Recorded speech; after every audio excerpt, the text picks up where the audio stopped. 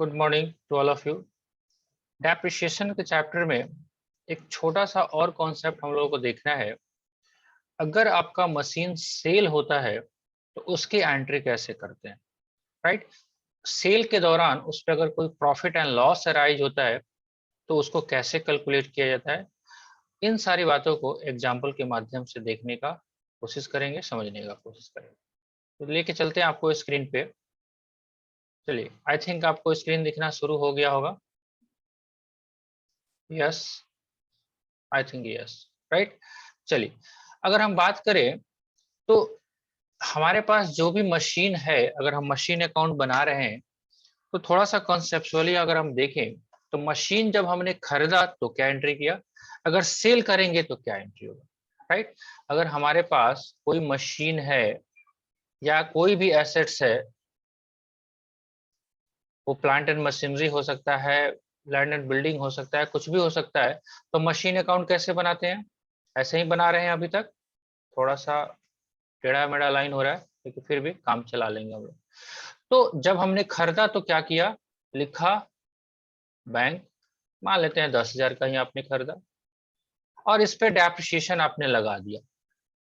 Screen view हो रहा है, एक बार कंफर्म कर दीजिए, अदरवाइज पता चले हम लिखते जा रहे हैं आपको दिख ही नहीं रहा, राइट? yes, दिख रहा है। चलिए, हम क्या कर रहे थे, बाय डेप्रिसिएशन लगाया और बाय बैलेंस सीडी कर दिया, राइट? 9,000। सबसे पहला बात ये बताइए, ये जो मशीन का अकाउंट हमने लिखा, डेप्रिसिएशन को कहाँ चार्ज कर रहे हैं? उसी एसेट्स अकाउंट में, है ना? तो मेथड हमारा रिकॉर्डिंग का क्या है, depreciation is charge into assets account, right? ये 10,000 आ गया मेरा। फिर से हमारा सेकेंड ईयर जब हमने स्टार्ट किया तो हमने क्या किया, फिर से बैलेंस बीडी लिया इसको 9,000, फिर डेप्रिसिएशन लगाया। लेट सपोज दैट हम एसएलएम ही लगा के चल रहे हैं तो हर साल डेप्रिसिएशन सेम टू सेम होगा, एक मिनट के लिए मान ले रहे हैं। फिर बाय सीडी कितना, 8,000, राइट? चलिए, यहां तक भी कोई दिक्कत नहीं है, यहां तक भी पीछे हम लोगों ने किया हुआ था। यहां भी बैलेंसिंग कर लेते हैं हम लोग, 9,000, 9,000, ठीक है। अब रहा बात, अब जैसे ही तीसरा साल में गए तो ऐसा हो सकता है ना कि ये मशीन रहे भी और बिक भी जाए, ऐसा पॉसिबिलिटी है या नहीं है? एकदम पॉसिबिलिटी है, राइट? तो अगर आपको क्वेश्चंस बोलता है कि मशीन बिक गया, तो लेट्स सपोज दैट हम आ गए थर्ड ईयर में, और थर्ड ईयर में हम 1/4 में है, 1/4/21 में है, ठीक है जी। अब टू बैलेंस बीडी कितना होगा, 9,000, सॉरी 8,000। क्वेश्चन बोल रहा है कि आपका ये जो मशीन है सर, ये आपको बिक गया कब, 30/9/2021 को बिक गया, से सोल्ड हो गया, सोल्ड आपने किया। लेट सपोज दैट आपने इसको सोल्ड कर दिया कितने में, 6,000 में, एक मिनट के लिए मान लेते हैं 6,000 में बेच दिया। अब जैसे ही एसेट्स जब बिक गया, जब कोई एसेट्स आपका बिक जाएगा, क्या वो एसेट्स का अकाउंट रहेगा या बंद होगा? आप कॉमन सेंस लगाइए। अगर मेरा कोई लेजर का बैलेंस ही खत्म हो रहा है तो क्या वो मेरे पास लेजर एग्जिस्ट करेगा या क्लोज हो जाएगा? कॉमन सेंस लगाइए, क्लोज हो जाना चाहिए, यस और नो? हाँ जी, पार्टिसिपेट करते रहिए। तो अगर हम बात करें, 30/9 को सेल हो गया मेरा ये एसेट 6,000 में, तो हम 30/9 के डेट में तो जाके एंट्री करेंगे। क्या करेंगे, 30/9/2021 में हम क्या लिखेंगे, बाय बैंक लिखेंगे ना, कितना, 6,000। इसमें कोई डाउट है किसी को? जब हमने खरीदा था तो हमने लिखा था टू बैंक, जब बेचोगे तो क्या लिखोगे, बाय बैंक। by क्यों, bank. क्यों लिखोगे? क्योंकि बैंक में पैसा आएगा और एसेट्स रियल अकाउंट है वो जा रहा है, तो हम लिखेंगे, ऑब्वियसली बात है। अब सवाल ये उठता है कि 8,000 रुपया यहाँ पे बैलेंस है, यहाँ पे 6,000 है, बैलेंस तो मैच नहीं कर रहा है। दूसरा सवाल, क्या इस पे 1/4/2021 से लेकर 30/9/2021 तक का डेप्रिसिएशन लगेगा? आपका जवाब आना चाहिए, क्या डेप्रिसिएशन लगेगा इस पे? Answer is yes. क्यों? क्योंकि डेप्रिसिएशन पर एनम पे हम चार्ज करते हैं और हमारा एसेट्स जो है 1/4 को था ये बैलेंस, हमने तो बेचा इसको 30/9 को। जब 30/9 को बेचा तो अप्रैल, मई, जून, जुलाई, अगस्त, सितंबर 6 महीने का डेप्रिसिएशन क्या लगना चाहिए कि नहीं लगना चाहिए? लगेगा। अब साल के एंड में नहीं जाएंगे हम 6 महीने का डेप्रिसिएशन हम लगाएंगे, राइट। डेप्रिसिएशन 6 मंथ का, 1 साल का डेप्रिसिएशन है 1000 तो 6 महीने का कितना हो जाएगा? 500। कोई दिक्कत यहाँ तक? हाँ, कुछ बोल रहे थे आप? 500 होगा ना? अप्रैल, मई, जून, जुलाई, अगस्त, सितंबर काउंट करिए ना जी। 30/9 अप्रैल, मई, जून, जुलाई, अगस्त, सितंबर, उंगली पे देखिए ये अप्रैल, अप्रैल, मई, जून, जुलाई, अगस्त और 30 सितंबर है तो 30 सितंबर, 30 तारीख को छोड़ दोगे क्या? 6 महीने नहीं होते? ठीक है, चलिए अब आप ये सोच के बताइए मुझे, क्या इस एसेट्स पे मुझे फायदा हुआ, नुकसान हुआ या कुछ भी नहीं हुआ? क्या इस एसेट्स को हमने बेचा, इस पे कोई नफा नुकसान हुआ? 8,000 आपका एसेट्स था 10,000 में खरीदा था और उसको 6,000 में बेच दिया, कितना नुकसान हुआ? 4,000 का। 4,000। और बाकी जो डेप्रिसिएशन आपने ऑलरेडी पीएल अकाउंट में डेबिट कर दिया है, क्या उसको घटाओगे नहीं घटाओगे? तो जब भी आप फायदा नुकसान की बात करते हैं तो आप जो है ये WDV से लेस करके देखेंगे हम लोग। क्यों? बिकॉज इसमें से जो हमने 10,000 रुपया लगाया था उसमें से 1,000 रुपया 2 साल में तो राइट ऑफ कर दिया, फिर तीसरे साल में भी हमने 500 रुपया राइट ऑफ कर दिया, किया कि नहीं किया?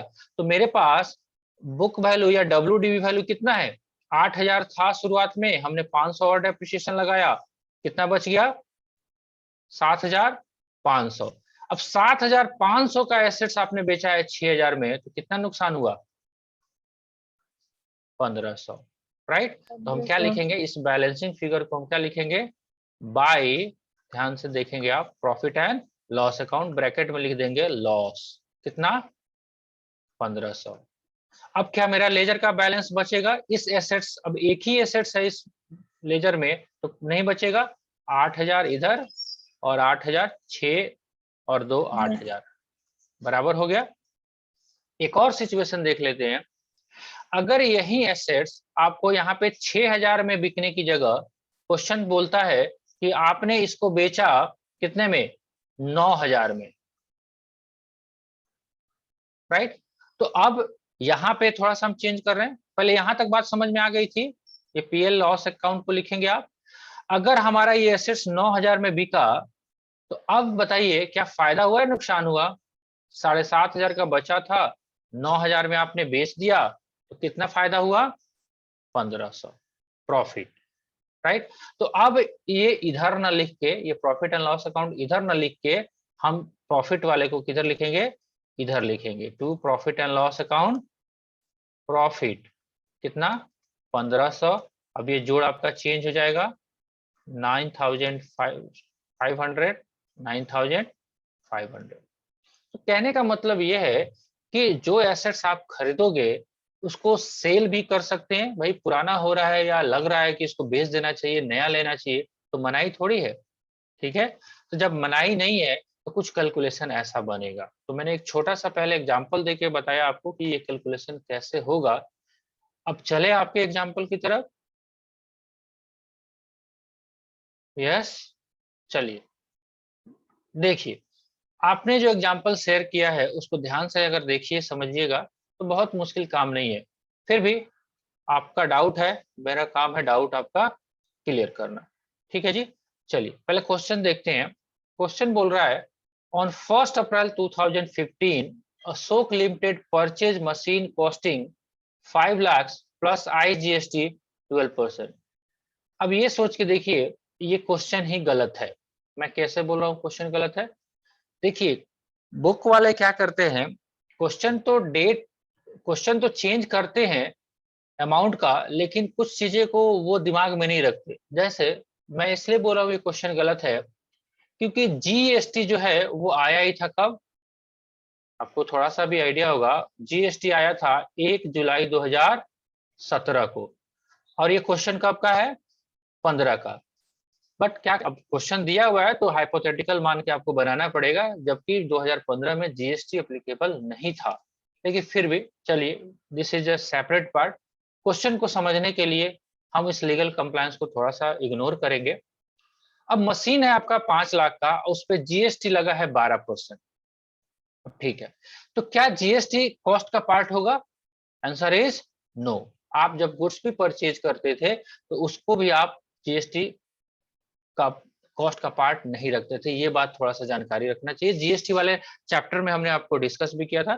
तो मशीन जो आएगा वो जीएसटी का इनपुट टैक्स क्रेडिट हम ले रहे हैं, इसीलिए वो मशीन का पार्ट नहीं होगा। पहला डाउट तो ये दूर होना चाहिए कि यहाँ पे ये बैंक जो 5 लाख लिखा हुआ है, पार्टी को पेमेंट गया होगा 5 लाख प्लस 5 लाख का 12%, 12% 60,000, 5,60,000 गया होगा। लेकिन मेरा मशीन का कीमत कितना माना जाएगा?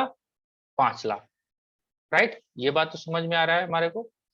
दूसरी बात कह रहा है on 1st July 2018 the machine was sold for rupees 2 lakhs plus IGST at the rate of 12%।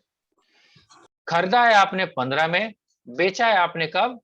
18 में। ठीक है जी। अब जब बेचोगे तब भी IGST लगेगा। तो चलिए, हमारे पास डेप्रिसिएशन का रेट क्या है वो देख लेते हैं। Prepare a machine account calculating depreciation at the rate of 10% per annum on original cost method। ठीक है, तो SLM पे बोल रहा है आपको, SLM at the rate of 10% से आप डेप्रिसिएशन निकालिए। तो चलिए 15-16 का हम पहले अकाउंट बनाएंगे। तो 15 में लिखेंगे टू बैंक 5 लाख और डेप्रिसिएशन लगाएंगे 50,000। थोड़ा सा हाइड हो रहा है, आप बुक से देख लेंगे, रेफर कर लेंगे। बैलेंस सीडी हो गया कितना? 4,50,000। यहां तक तो कोई दिक्कत नहीं है, एक बार बोल दीजिए ताकि हम भी कंफर्म हो जाए। चलिए 15-16 का ठीक है। फिर 16-17 में भी जाते हैं। 450 ओपनिंग आ गया, डेप्रिसिएशन 50,000 लगाएंगे, क्लोजिंग हो गया। 17 में भी कोई दिक्कत नहीं है। चलिए 17-18 में भी 4 लाख आया, डेप्रिसिएशन 50,000 लग गया, सीडी हो गया 3,50,000। यहां तक भी कोई दिक्कत नहीं है। अब बात आते हैं 18 में। अभी ओपनिंग बैलेंस कितना है? 3,50,000। ठीक है, अब बिका कब है मशीन? ऑन 1st जुलाई 2018। तो पूरा अप्रैल, मई और 30 जून। 1 जुलाई है तो एक दिन के लिए 1 महीना तो नहीं काउंट करेंगे। ठीक है जी। तो हम ये मान के चलते हैं 3 महीने का डेप्रिसिएशन पहले लगाएंगे। राइट, तो हमारे पास अगर 50,000 रुपया डेप्रिसिएशन है पूरे साल का, तो 3 महीने कितना होगा? 50,000 into 3 divide by 12। How much? 12,500। तो हमने क्या किया? डेप्रिसिएशन लगा दिया। क्यों लगाया 1 जुलाई को? वैसे तो लगाते हैं साल के एंड में, लेकिन अब ये मशीन जब रहा ही नहीं तो क्या उसके लिए इंतजार करेंगे 31 मार्च का? Answer is no.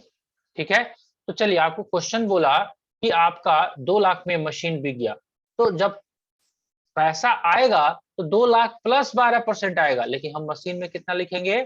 केवल 2 लाख। क्यों? उसके लिए कारण नीचे दिया हुआ है, हम उसको डिस्कस कर लेते हैं। ठीक है, फिलहाल अभी यहाँ पे बैंक में आ गया 2 लाख रुपया। अब सोच के देखिए, आपका 3,50,000 का मशीन अभी बचा हुआ था, 12,500 आपने और डेप्रिसिएशन लगाया 3 महीने का, और बैंक से आपको आया 2 लाख रुपया। तो कितना टोटल हो गया? 2,12,500, जबकि था आपका मशीन 3,50,000 बचा हुआ। तो बाकी जो है 3,50,000 माइनस 2,12,500 कितना होगा? 1,37,500। ये क्या लिखा हुआ है? Loss on sale of machinery. इसको कहाँ पे भेजना होता है हमको? पीएल अकाउंट में भेजना होता है। तो loss on sale of machine लिख के खाता को कर देंगे क्लोज। ये मशीन हो गया, बिक गया, तो कोई सीडी वीडी अब नहीं होगा। राइट, अब बात करते हैं जब जर्नल एंट्री अगर करेंगे तो एक लेजर जो इनपुट का है वो थोड़ा सा देख दीजिए आप। मशीन अकाउंट आपने डेबिट किया था 5 लाख से, और इनपुट IGST लिखा था आपने 60,000। मैंने बोला भी था 5 लाख का 12%, 60,000 रुपया बैंक से पेमेंट गया इतना। लेकिन मशीन अकाउंट में कितना पोस्टिंग होगा? 5 लाख। बाकी एक और लेजर खोलेंगे IGST, वहां पे 60,000 हम पे लिखेंगे, पोस्टिंग करेंगे। देखिए इसमें लिखा भी हुआ है, आप देख लीजिए। Since machine account is debited 5 lakhs, there will be no effect of IGST on machine. IGST paid, input IGST is not a cost of machine because IGST paid can be set off against IGST, CGST and SGST collected, right ठीक है। तो ये input tax credit होता है, GST के chapter में हमने काफी डिस्कस भी किया था। वैसे ही जब बेचेंगे तो आईजीएसटी का लेजर अलग से रखेंगे। तो इसीलिए सिंपल सा बात समझो कि जीएसटी जो है उसको सेपरेट करके चलना है हमको, वो मशीन का कॉस्ट में नहीं आएगा। बात क्लियर हुई? कुछ फिगर समझ में आया? तो इसमें इस क्वेश्चन के माध्यम से आपने क्या और सीख लिया? सेल करना मशीन का, वो भी कॉन्सेप्ट आपने सीख लिया। चलिए अब फिर से डिस्कस करके बताइए कि क्या आपको अभी भी डाउट है या डाउट क्लियर हुआ? हाँ जी, सर डाउट नहीं है। अब डाउट हो गया क्लियर। चलिए कल से क्या करेंगे हम लोग कि जो भी क्वेश्चंस अगर आपको डाउट आता है एडवांस में दे देंगे, तो उसी हिसाब से अपना प्रिपरेशन हो जाएगा, आपका भी समय बचेगा, आपका भी अच्छे से एंजॉयमेंट होगा पढ़ाई का, है ना। क्योंकि वर्बली डिस्कस करने में थोड़ा सा प्रॉब्लम होता है। अब ये वर्बली कैसे डिस्कस किया जा सकता था, राइट? बात समझ रहे हैं आप? तो एडवांस में कर दीजिएगा, कम से कम 10-15 मिनट पहले भी, क्लास शुरू होने से पहले, राइट। चलिए ठीक है, अगर अभी डाउट नहीं है, बाकी दूसरे आयुष जी आपको कुछ पूछना है या अभी क्वेश्चन आपने शुरू नहीं किया है? चलिए, नहीं आवाज आ रहा है आपका, इसका मतलब मान लेते हैं कि आपको डाउट नहीं है। चलिए तो फिर कल के लेक्चर में फिर से हम लोग मिलेंगे, कुछ और कॉन्सेप्ट बनता है तो उसको करेंगे, देखेंगे। क्वेश्चन थोड़ा सा स्पीड आप बढ़ाएं, क्वेश्चन डाउट आता है तो फटाफट शेयर करिए, 2-3 क्वेश्चन खींचा जाएगा एक एक लेक्चर में। चलिए ठीक है, मिलते हैं हम लोग कल के लेक्चर में। तब तक के लिए enjoy yourself, good day, bye bye.